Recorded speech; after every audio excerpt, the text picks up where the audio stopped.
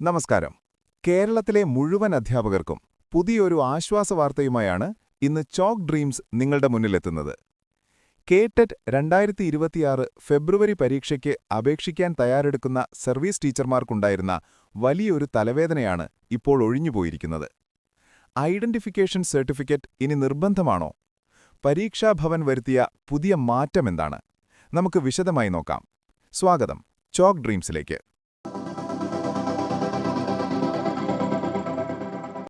നമുക്കറിയാം, സർവീസ് ടീച്ചർമാർ അപേക്ഷിക്കുമ്പോൾ identification certificate upload ചെയ്യുക എന്നത് വലിയൊരു കടമ്പയായിരുന്നു. എന്നാൽ ഇന്നു മുതൽ അപേക്ഷാ പോർട്ടലിൽ വലിയൊരു മാറ്റം വന്നിട്ടുണ്ട്. നിങ്ങളുടെ കയ്യിൽ പെൻ നമ്പർ ഉണ്ടെങ്കിൽ ഇനി ഈ സർട്ടിഫിക്കറ്റ് അപ്ലോഡ് ചെയ്യേണ്ടതില്ല. രജിസ്ട്രേഷൻ പേജിൽ ഐഡന്റിഫിക്കേഷൻ സർട്ടിഫിക്കറ്റ് എന്ന കോളം ഇപ്പോൾ ഓപ്ഷണലായി മാറ്റിയിട്ടുണ്ട്. അതായത്, പെൻ നമ്പർ നൽകുന്ന അധ്യാപകർക്ക് മറ്റധിക സർട്ടിഫിക്കറ്റുകളില്ലാതെ തന്നെ അപേക്ഷ പൂർത്തിയാക്കാം. എന്നാൽ പെൻ നമ്പർ ലഭ്യമല്ലാത്തവർ മാത്രം പഴയതുപോലെ സർട്ടിഫിക്കറ്റ് അപ്ലോഡ് ചെയ്താൽ മതിയാകും.